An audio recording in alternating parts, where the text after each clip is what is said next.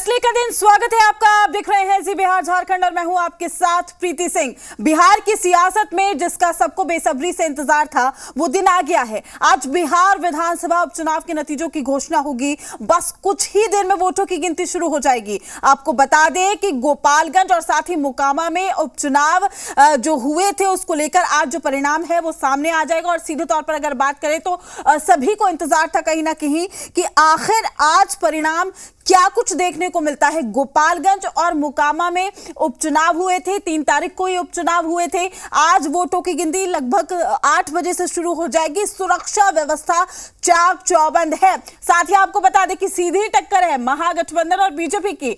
दोनों ही पार्टियां अपनी जीत का दावा करते हुए नजर आ रही है। जहां एक तरफ महागठबंधन का कहना है कि दोनों ही सीट पर वही जीतेंगे, तो वहीं दूसरी ओर वार और पलटवार का सिलसिला जो है लगातार देखने को मिल रहा है। गोपालगंज और मोकामा में उपचुनाव भी हुए थे। 3 तारीख को आपने देखा था 3 नवंबर को किस तरीके से जो वोट रहे थे वो डाले गए थे। तो बिहार उपचुनाव के नतीजे आज सामने आ जाएंगे। 8 बजे से वोटों की गिनती शुरू हो जाएगी। सुरक्षा व्यवस्था चाक चौबंद है।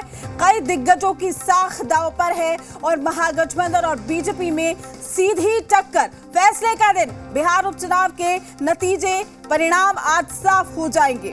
तो जहां एक तरफ महागठबंधन अपनी जीत का दावा कर रही है, वहीं दूसरी ओर बीजेपी भी लगातार कह रही है कि दोनों ही सीटों पर बीजेपी का कैंडिडेट ही जीत दर्ज करेगा। लेकिन ऐसे में 8 बजे से वोटों की गिनती शुरू हो जाएगी और लगभग कहा जा सकता है कि दोपहर तक जो है तस्वीरें पूरी तरीके से साफ हो जाएंगी।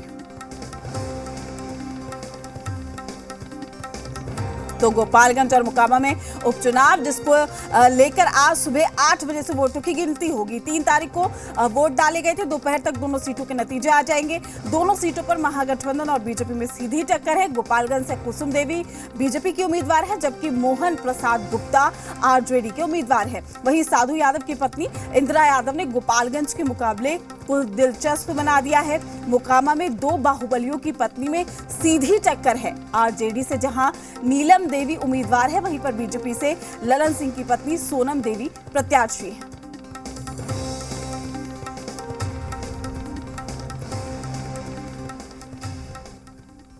नतीजे से पहले नेताओं के दावे भी शुरू हो गए हैं। बीजेपी और महागठबंधन ने दोनों सीटों पर जीत का दावा किया है।